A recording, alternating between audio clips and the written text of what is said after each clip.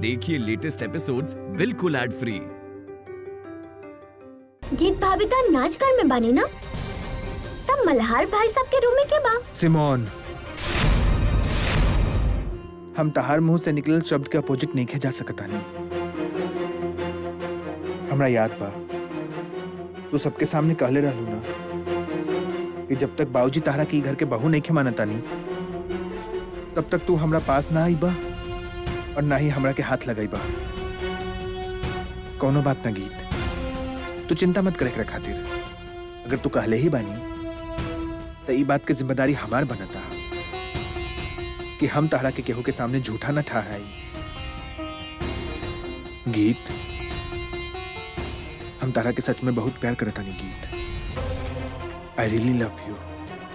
और आज हमार सुहाग रात बानी, फर्स्ट नाइट यू नो। और हम यहाँ पर इस सुहाग रात के सेज खातिर और सेज पर बिछल फूल खातिर तारा के मुबारक देवे आइल बानी। सुहाग रात मुबारक हो गीत। कॉन्ग्रेचुलेशंस।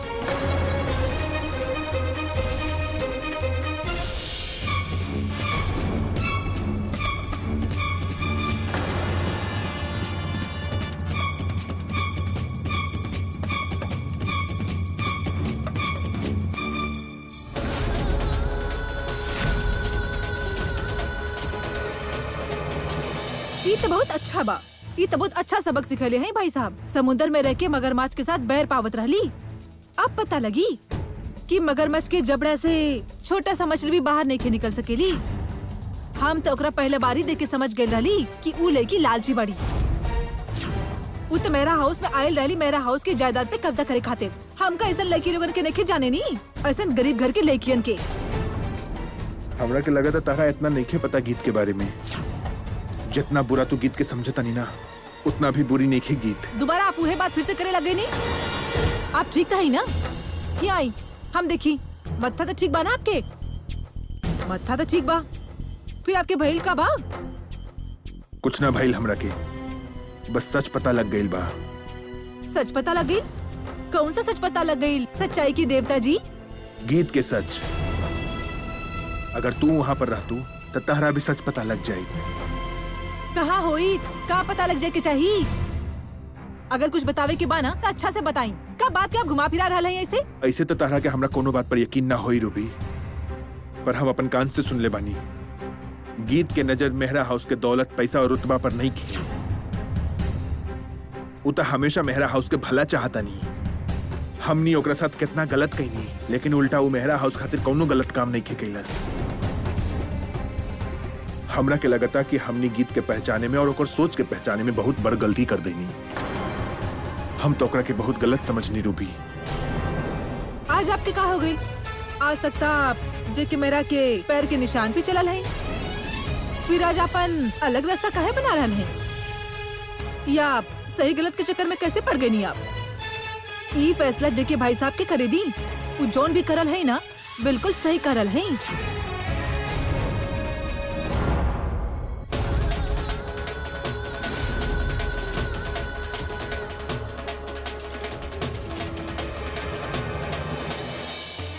आप सही कहले रानी मम्मी जी। पापा जी के था सच में दिमाग खराब हो गई बा, कोनो कसरी न रहल बा। तू भी माई जैसन बात करे लागेलू। तू हमरा पर यकीन काहे नहीं के करता नहीं? कैसे यकीन कर ली पापा जी? आप कह रहे हैं कि गीत आज पूरा रात ढोल बजा रहल बाड़ी बस, बट हमने के तक कोनो भी आवाज सुनाई नहीं के दे रहल बा। मेरा हाउस में ढोल बजे और हमने की आवाज भी नहीं के सुनाई दे, ये कैसे हो सकेला? बात तहार भी सही बा, हम लेकिन झूठ नहीं के बोलता नहीं गिन्नी। लेकिन ये कैसे हो सकेला पापा जी? हो सकता, बिल्कुल हो सकता। काहे कि गीत ढोल बजावता नहीं मेहरा हाउस के नाच घर में, और नाच घर के तो तारा के पता ही बाना। नाच घर? उहे जहाँ पे हमेशा लॉक लगल रहेले? रहत रहे, अब वो लॉक खुल गई बा। अभी गीत वहाँ पर ढोल बजा रहल बानी। धिन तक धिन तक धिन धिन तक धिन धिन तक। समझ गई लू ना? अब बड़ भाई साहब गीत के नाच कर भेज देले।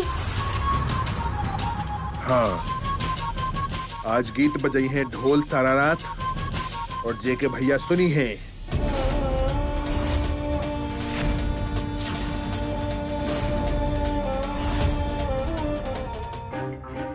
अभी का नया फितूर चढ़ गई बा बड़ भाई सबके। सारा रात बैठ के ढोल सुना, वो भी गीत के। जेके भैया के स्कीम के ना पता तारा के और इस बात नहीं के पूछे के बा। स्कीम? कवन स्कीम के बात करत बानी आप? जेके भैया आज सारा रात गीत के ढोल सुनी है। अगर कोनो भी टाइम गीत के ढोल के थाप जेके भैया के कान में ना पहुंची तो वही टाइम पे गीत के अपन गांव में गीत के घर में आग लग जाई। आग लग जाई? पर वो कैसे? वो ऐसे जेके भैया के आदमी वहां पर वेट करता नहीं। जेके भैया के एक फोन पर वहां पर अपन काम कर दी है।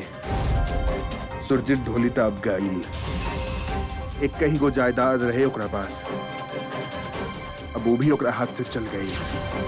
ओहो, आप आवे लागल बात थोड़ा समझ। काहे आप ढोल के ताल बजात रहनी, काहे इतना गाना गात रहनी। पर एक बात हमके अभी भी समझ ना आई, सुरजीत ढोली के कवन जायदाद के बात करत रहनी आप? ये बात हमके समझ ना आई। और फिर बताई। बता बतानी सारा कुछ बता बतानी।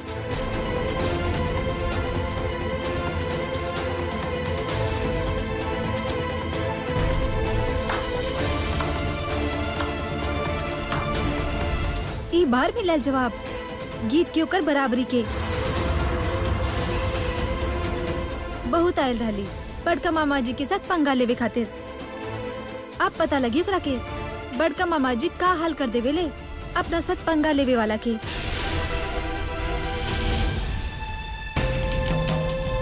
पर एक बात हम कभी भी समझ ना आई, अगर गीत मल्हार के कमरा में ना बाड़ी तो उनका कमरा में के बा? वहां पर बनी सिमोन।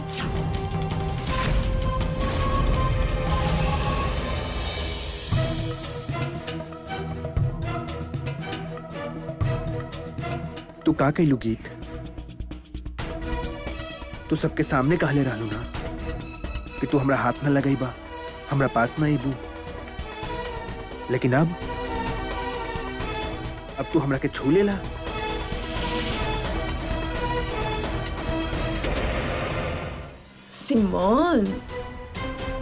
सिमोन मल्हार के सुहाग रात वाला कमरा में घुस गई? हाँ जी, पहुंच गई।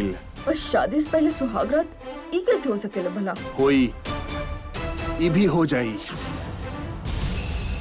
ई बारी ब्याह के रिवाज भी उल्टा चली है।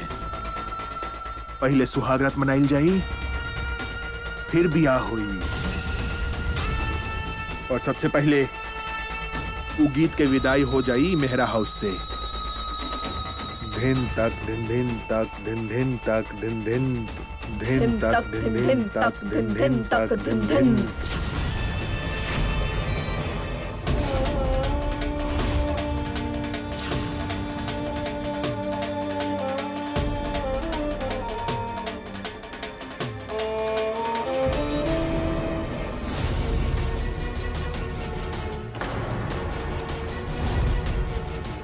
अरे दादी माँ, आप यहाँ?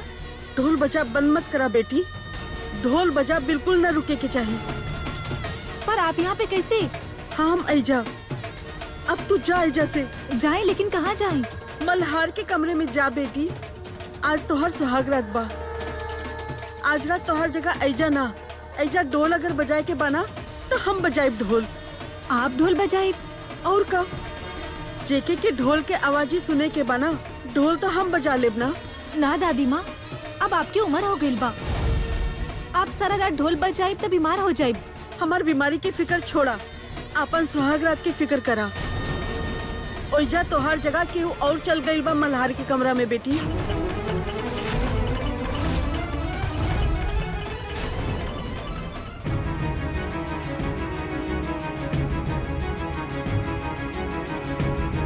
हमरा तो सच में यकीन ही ना होता गीत, कहीं हम कोनो सपना तो न देखा था नहीं। आज तू हमरा साथ पानी गीत, और तू हमरा हमने के सुहागरात वाला दिन टच कईला। केहू और चल गई बाड़ी, लेकिन ऐसे कैसे हो सकेला दादी माँ? लेकिन हमरा अलावा वहाँ पे के जा सकेला? ई मेहरा हाउस बा गीत, ऐजा बहुत कुछ हो सकेला। तू जल्दी करा, कहीं ई ना हो जाए तो हर बसा बसावल घर केहू औरे उजाड़ दे। जा जल्दी जा ऐजा से। ये नहीं हो सकेला दादी माँ। मल्हार साहब जी वहाँ ना, आपकी कोनो गलत फहमी भइल बा। हमरा के कोनो गलत फहमी ना भइल बा बेटी। हम चोरी चोरी जेके के सारा स्कीम सुन के आईनी हा, पर उ लोगन के हमार नहीं पता बा। तो का हो गई अगर हम ओकरा के अपन कोख से न जन्मी हा? बात तो हम ओकर माँ ही ना, पर आज ओकरा के पता लागी कि माँ बाप ओकरा से एक कदम आगे बाड़े। तू देर मत करा बेटी, जा बेटा तू ऐजे से जा। पर दादी माँ, हम आपके यहाँ पे अकेले ढोल बजावे के कैसे छोड़ के जा सकत है? तू काहे नहीं के समझा तारू? सुहागरात तोहार बा, उसेस तोहार बा, मल्हार तोहार बा। फिर तू ओकरा के केहू और के होए से रोकबो ना करबो। ला ढोल दा हमरा के और तू ऐजा से निकले की बात करा। पर सारा रात आपसे ढोल नहीं बजी दादी माँ, आप बीमार हो जाये। कुछ ना होई, ला ढोल दा हमरा के।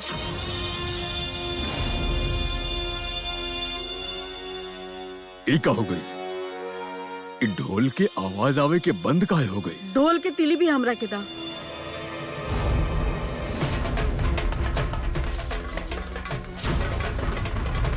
पूरा रात ढोल बजावे के का आसान बा? शायद हाथ वार बदल रहा होई।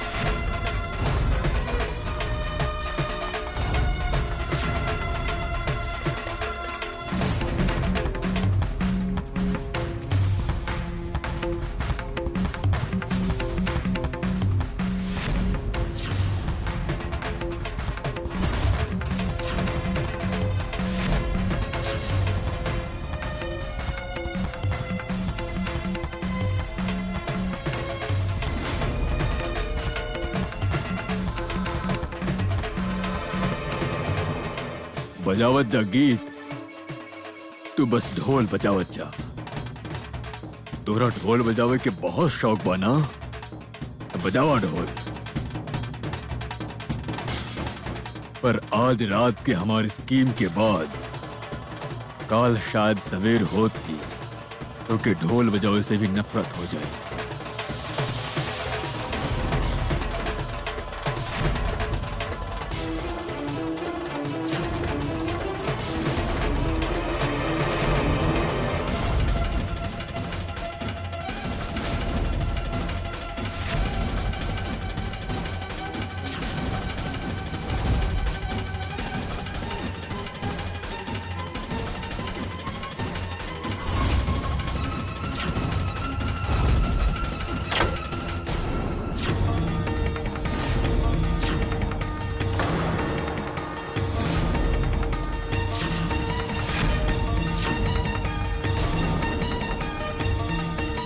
गीत तू?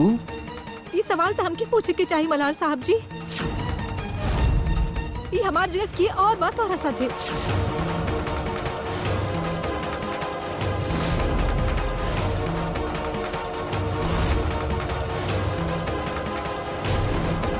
गीत अगर तू यहाँ बाड़ू तो ई कौन बानी?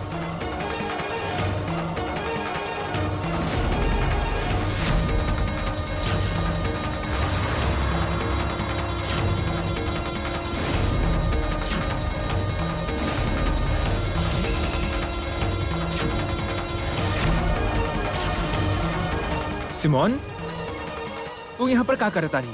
हम जे मर्जी करत होखी, पर अगर गीत यहाँ बाड़ी ता ढोल के बजा रहल बा। ढोल, गीत, सिमोन, ये सब का हो रहल बा?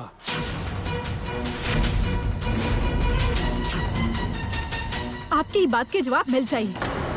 पहले हम इनका सत्ता बात कर लिए। अभी तू बतावा सिमोन, तो के का लागत बा? तू ऐसे चोरी छिपे मल्हार साहब जी के सुहागरात के सीट पे बैठ जाबू हमार जगह, और मल्हार साहब जी के अपना बना ले। अगर तुके ऐसा लागत बा ना, ई दिमाग से तू अपन बात निकाल ही दिहा, कह के मल्हार साहब जी तोहार कबो नहीं हो सकेले। अच्छा, कई बात बा, पर गीत, पर तू कहाँ रहलू?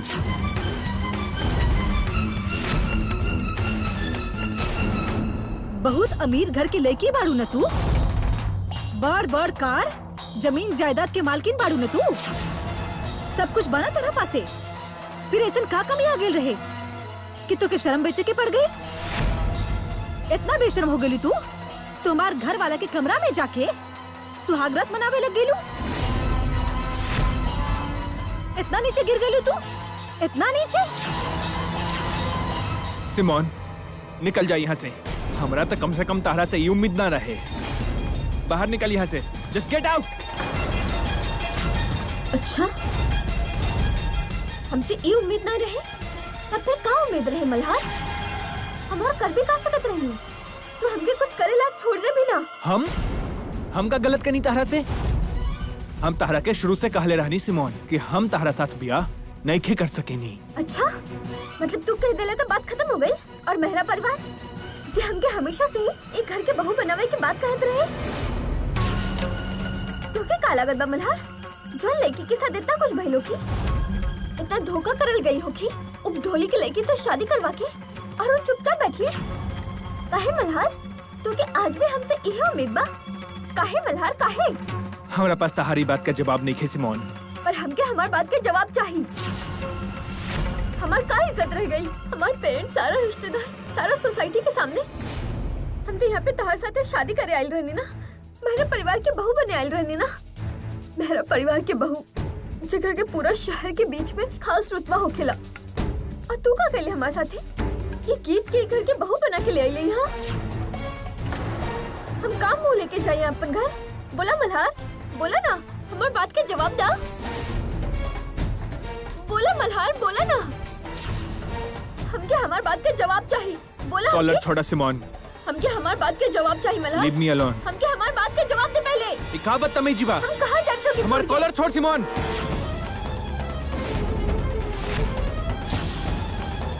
और गीत, तू हमरा ये बता बस सिमोन यहाँ पर का करती है? और तब आज हमार सुहागरात रहे ना, तू काहे ना आइलू यहाँ पर? साहब जी, एकर यहाँ पे आवे के चाल रहे, हमके मजबूर करल गए रहे कि हम आपसे दूर रहें, ना तो हम आपके पास हुई। हम कहाँ जाई बभी? इतना बड़ धोखा। इतना बढ़िया भइल की गीत सही टाइम पर पहुंच गई नहीं। और सिमोन, और अगर इमे तहार कोनो हाथ बाना, तो हम तहरा के कभी माफ ना करब, कभी भी ना। और गीत, तू हमरा की बात बताबा, तू मजबूर कैसे भइलू हमरा से दूर रहे खातिर? तू गइल कहाँ रहलू? मल्हार साहब जी, वो ना गीत, ये बाप बेटा तो पहले ही एक दूसरे से बहुत दूर रहे, और अब तू अभी भी बेटा के सामने ओकर बाप के बारे में कोनो बात करबो कि दूरी कहीं इतना ना बढ़ जाए कि दोबारा कबो मल्हार साहब जी और जेके साहब पास नहीं के आ सके। गीत का भइल? तू बोलत काहे नहीं के कुछ? मल्हार साहब जी, वो हमके थोड़ा देर हो गई आवे में यहाँ। देर हो गई? पर काहे? हाँ, सुहाग रात के कोनो शगन हो खिला ना, तो हमके दूध नहीं मिलत रहे, यही खातिर थोड़ा देर हो गई। दूध खातिर देर हो गई? चला कोनो बात ना। और सिमोन, हम तारा ई खातिर कबो माफ न करब। तू हमरा से बस ई खातिर बच गेलू कि तू एगो लड़की बिया। अगर तहार जगह कोनो और इंसान होइत ना, तू हमार हाथ से जिंदा न रही। इतना गंदा हरकत, छी। थोड़ा तो शर्म कर ले तू। पर शायद तू होश में ही नहीं खे बाड़ू कि तहारी बात समझ में आई कि तू कर का रहल बाड़ू, वो भी कोनो और लड़का के साथ। कोनो और लड़की होइत ना तो 100 बार सोच लेती वो अपन हरकत करे से पहले। पर तू चुप काहे हो गई मल्हार? बोलो ना, बोल दा कि हम बच्चलन बानी। वही बच्चलन लड़की जेकर के सारा मेरा परिवार अपन घर के बहू बनावे खातिर तैयार है, और तू का कहले? तू तो केहू की बात ना सुन लेना। हाँ, नहीं मानत नहीं हम केहू के, काहे कि हमार जिंदगी बा और हम अपन जिंदगी अपन तरीके से जीवल चाहता नहीं। ऐसे भी हर केहू के अपन जिंदगी अपन हिसाब से जीवे के मौका ना मिलेला, और हर चीज तू अपन जिद से हासिल नहीं कर सकता नहीं। समझ रहल बानी ना हम का कहता नहीं? हम कुछ ना समझता नहीं, और ना हम कुछ समझे के चाहता नहीं। काहे कि हम तुझसे बहुत प्यार करेंगे Malhar. I love you Malhar. लेकिन हम ताहरा प्यार ना करतानी सिमोन। तू हमारा यकीन काहे ना करत बाड़ी मल्हार। हम तुझसे बहुत प्यार करत बानी मल्हार। Please please Malhar. अपन हाथ हटाला, अपन हाथ हटाला सिमोन। ना मल्हार, प्लीज हमारी बात तो सुना। तू हमारी बात सुना, निकल जा यहाँ से। ना मल्हार, हम कहनी ना, प्लीज निकल जा यहाँ से। Please Malhar please. दूर हो जा सिमोन।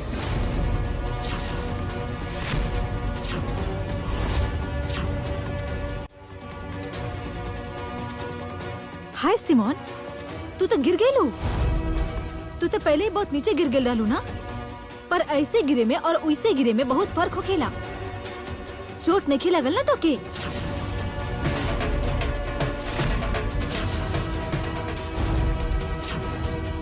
धोली की लड़की और इतना लंबा जवान और झूठा हमदर्दी दिखात बाड़ी हमके तार हमदर्दी की कोनो जरूरत ना बा। नहीं चाहिए तो कोनो बात ना। उठावा अपन चुनी तो निकला यहाँ से। तू निकला यहाँ से अभी। ई मल्हार साहब जी के कमरा बा और तोहार यहाँ पे कोनो जगह ना बा, कोनो जगह ना बा। अगर हमार जगह ना बना तो हम यही जगह के और के भी ना होके देब। अगर मल्हार हमार ना हो सकेला ना तो हम ओकर के तहार भी ना होके देब। कोनो सुहाग रात ना होई, केहू के सुहाग रात ना होई यहाँ। केहू के सुहाग रात ना होके देब हम यहाँ, केहू के ना।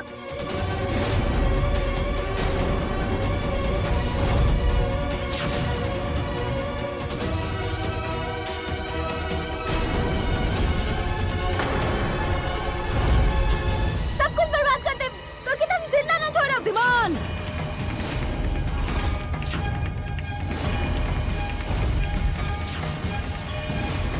ई ढोली के लड़की के हाथ बा सिमोन, और ढोल ना बजा बजा के बहुत पक्का हो गई बा।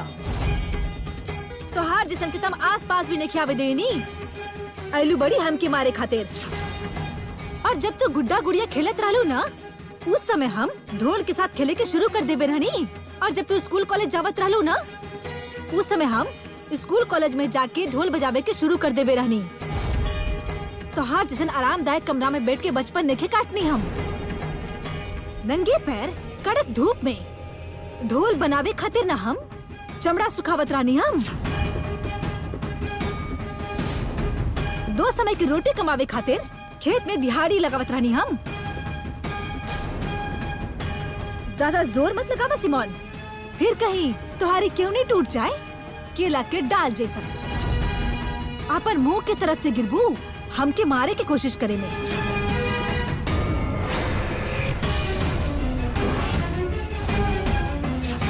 और साथ ना बात के दिल पे मत लगाई हा कि गीत ढोली आपके डांट ले बाड़ी। गीत ढोली तोरा साथ नहीं बात करल बाड़ी, मेहरा परिवार के बहू बात करल बाड़ी, मल्हार साहब जी के पत्नी। समझ गेलू? निकला अभी यहाँ से तू। हम कहानी निकल जा यहाँ से तू अभी। आज तक हम यहाँ से जात बनी, पर तू दोनों की जिंदगी से ना जाए, कभी भी ना जाए। तो आज हमके सिर्फ एक कमरा से बाहर कर सकेलू, काहे कि आज तहार दिन बा। पर तू दोनों हमके अपन जिंदगी से कभी बाहर न कर सकबा, कभी ना।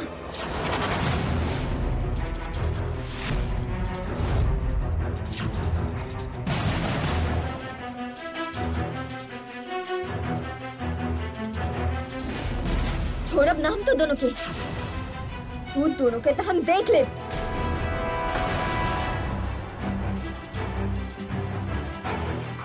दिमाग खराब हो गई बा ओकर। गीता, आई एम सॉरी, हमरा प्लीज माफ कर दा। आज हम एक बहुत बड़ गलती करे वाला रहनी। अगर कहीं हम एक कदम और आगे चल जाती ना, तो हम तो वापस आ ही ना पैती। गीत, सच में ई गलती के ता सुधार ही ना पैती हम। गीत, हमरा के माफ कर दा प्लीज। माफी वाला तो कोनो बात ही नहीं की बा मल्हार साहब जी। आप बस गलती होके से बच गई। पर आप घूंघट उठा के तो देख सकत रहनी कि घूंघट के नीचे चेहरा क्या करबा। हाँ गीत, ये तो सच में हमार बहुत बड़ गलती बा। चला कोनो बात ना, हम माफ कहनी आपके। थैंक यू गीत, तहार बहुत बहुत शुक्रिया गीत, थैंक यू। लेकिन एक बात तो अच्छा ही भइल ना गीत कि हम ओकर घूंघट उठा के उस सिमोन के चेहरा ना देखनी। अच्छा भाई, वो कैसे मल्हार साहब जी? काहे कि जब घूंघट हम उठैने रहती तो ओकर सामने तहार चेहरा होवे के चाहिए ना गीत। तहार इहे चांद जैसन चेहरा जकरा ई समय में कोनो घूंघट के जरूरत ही नहीं की। वैसे तो हम घूंघट नहीं रखे नी, ये तो आपके भी पता बा, पर स्वागत वाला दिन हर लड़की घूंघट राखेली। हाँ गीत, हर लड़की तो घूंघट करे नी, पर हमार किस्मत कुछ ज्यादा ही अच्छा बा जहाँ हमार पत्नी सुहागरात वाला दिन हमरा के मिलल और ओकर चेहरा घूंघट के पीछा ना छुपल रहे।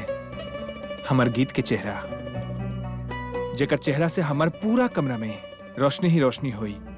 ऐसा लगता जैसे चांद खुद हमार कमरे में आ गई बा। हम अपन प्यार अपन गीत के इंतजार था बहुत दिन से करते रहनी गीत। सच में हम सच में बहुत प्यार करता नहीं तारा के।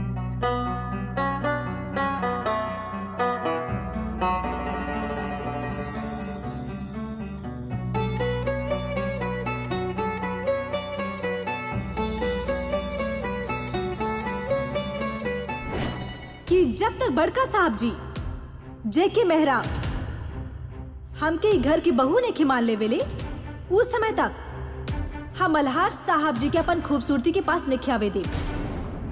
एक नया ब्याहल जोड़ा के जैसन हमने के बीच कुछ होना रही।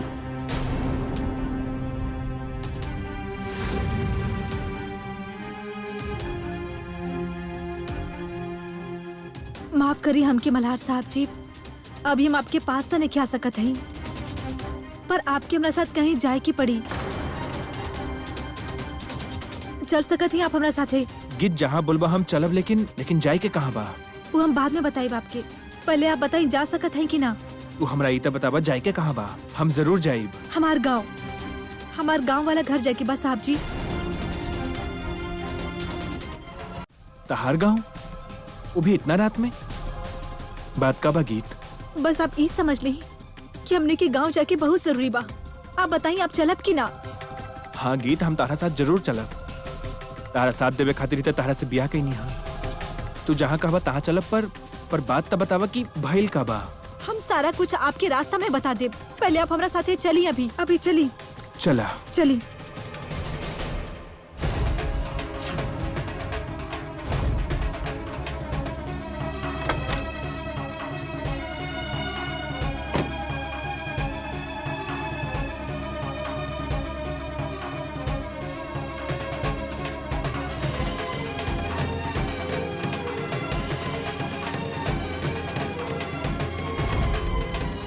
अंकल,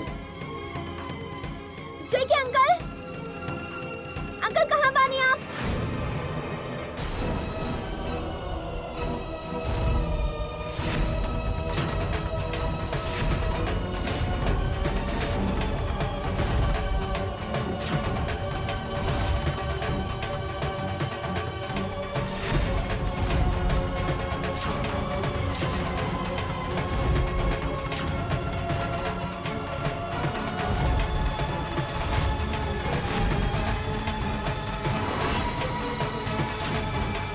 दादी माँ, आप?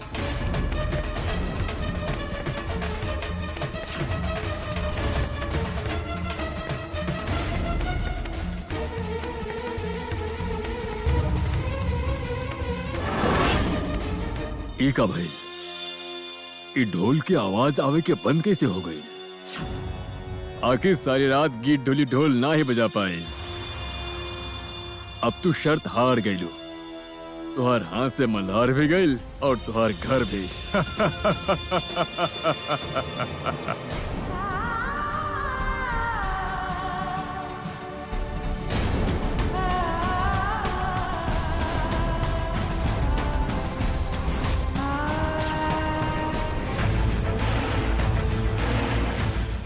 हेलो शंकर ढोली।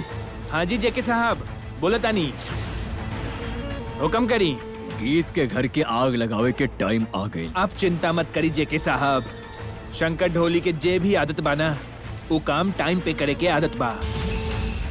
आप समझ ली हो गई काम, ओकर घर में अब लग गई लाग।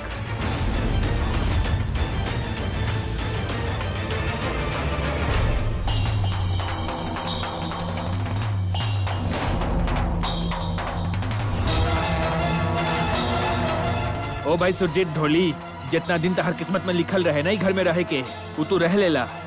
अब तू ई सोचा अपन बच्चा कहाँ पे पलबू। तहार घर तब गईल समझा।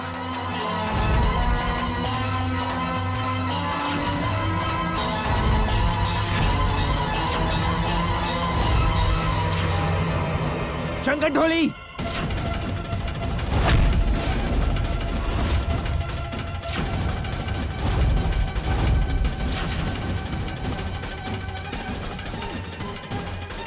Hello police.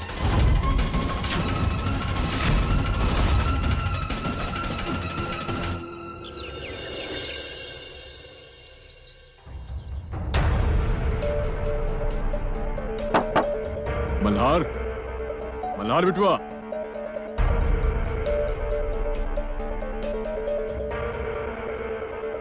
गुड मॉर्निंग बाबूजी। गुड मॉर्निंग बिटुआ। आज के मॉर्निंग तक तू वाकई में गुड कर देला मेरा हाउस के।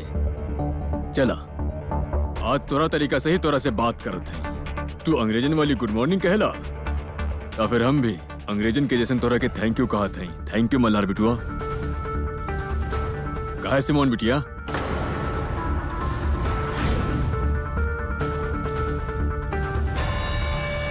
सिमोन, तू हमरा से कहत रहलू ना कि जेके मेहरा के आज तक अपन वादा पे खरा उतरत ना देख ले बाड़ू।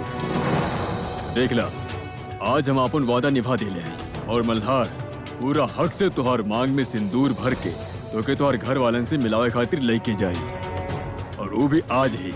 हाँ सिमोन।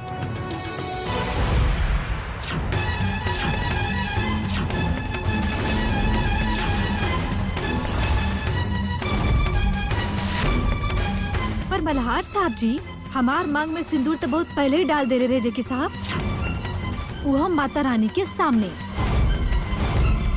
गीत, तू यहाँ? हाँ जी साहब जी।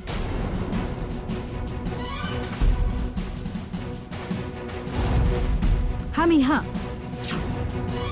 आप एक बार फिर अपन बोल पे खड़ा नहीं के उतरनी साहब जी। देखिए, सुहाग रात वाला कमरा में मल्हार साहब जी के साथ सिमोन नेखे रहली, हम ही रानी। और रस्म के मुताबिक ता वहाँ पर हमके ही रहे के चाहिए ना, का मल्हार साहब जी? हाँ जी बाबूजी। अब शेर के साथ ता शेरनी ही जचतानी ना, और कौनो चलाक लोमड़ी के साथ थोड़ी सुहागरात मनाइल जाला। जुबान संभाल के बात करा मल्हार। बतावा, सिमोन कहाँ बिया? सिमोन कहाँ बानी? लेकिन ये सवाल आप हमरा से काहे पूछतानी बाबूजी? भला सिमोन के खबर हम काहे रखब? हाँ, इतना जरूर पता बा कि सिमोन के यहाँ पर ना रहे के चाहिए, तो वो यहाँ पर नहीं खे। यहाँ तब हमार वाइफ गीत के हमरा साथ रहे के चाहिए। वो तो यहीं पर बानी, राइट है। और अगर आप चाहिए तो आप अपन बेटा और बहू के जोड़ी के आशीर्वाद दे सकतानी। बोली बाबूजी, का ख्याल बा आपके? अरे जेकर तू अपन बीवी बना के घूम रहा बाड़ा ना, ई गीत के खातिर ता हम बहुत बड़ आशीर्वाद भेज चुकल है। एकर गांव, एकर घर, अब तक ता आशीर्वाद मिल भी गई होगी। अरे अब तक तो एक गांव वाला घर भी जल करके राख हो गई हुई। एकर तो अपन साथे मेहरा हाउस के सर्वेंट क्वार्टर में रख लेला, लेकिन अगर भाई बहन और माई बाप वो तो सड़क पे ही घूमे है ना।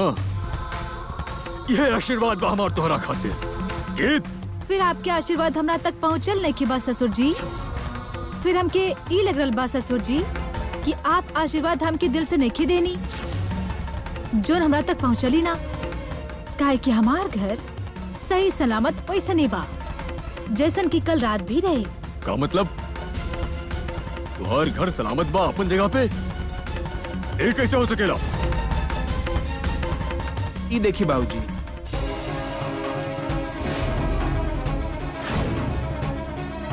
हमार वाइफ कबू झूठ ना बोल सके नहीं।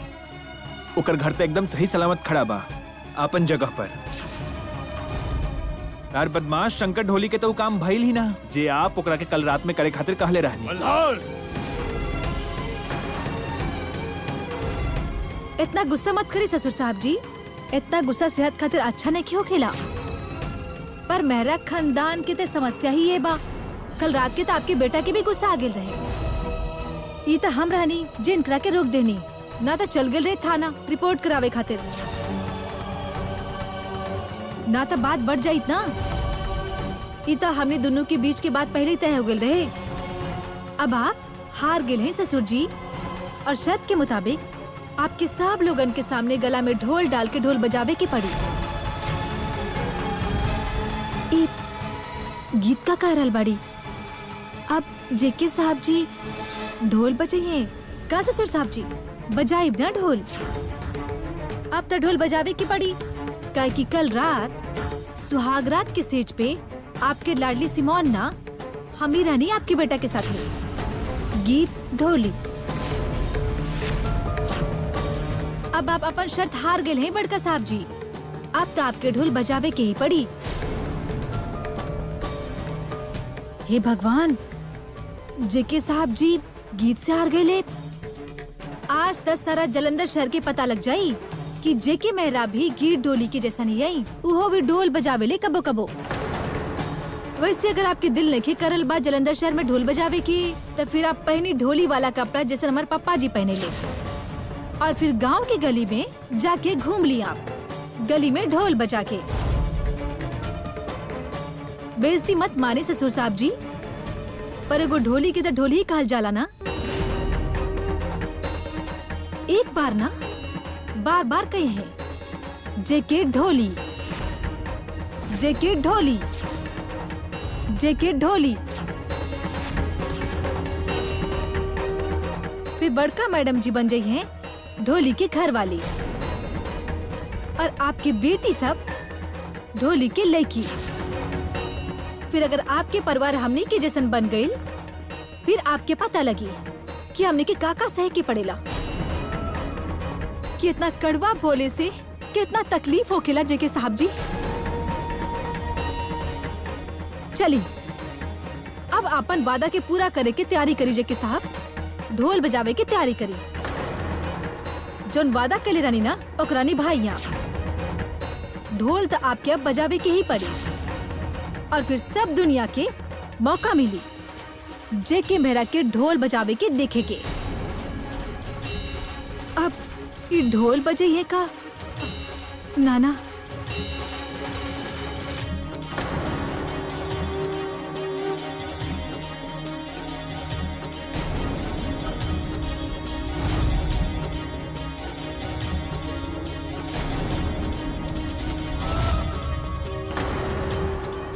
कि अगर आप शर्त हार गए नहीं, तो हम ना आपके गला में ढोल डाल के ढोल बजावे के पड़ी सबके सामने ही।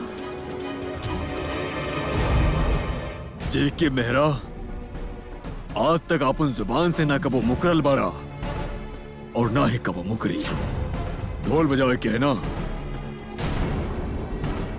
हम ढोल बजाइब और जरूर बजाइब। माफ करी मल्हार साहब जी, हम के जेके साहब जी के गला में ढोल डाले के ही पड़ी। शायद आपन हाथ से ढोल बजा के इनकरा के ये पता लग जाए कि ढोल के थाप केहू के दिल के दिमाग में कैसे जा सकेला। पर फिर वो ढोल के थाप के भी सुरूर उतर जाला जब लोग आपके ऊपर उंगली उठा के कहेले ऊ जा रहल बाड़ी ढोली के लेकी, ऊ जा रहल बाड़ी ढोली के लेकी। पर आज हम उंगली उठा के कहब, ओ जा रहल है जेके ढोली, ऊ जा रहल बा जेके ढोली, ऊ जा रहल बा जेके ढोली।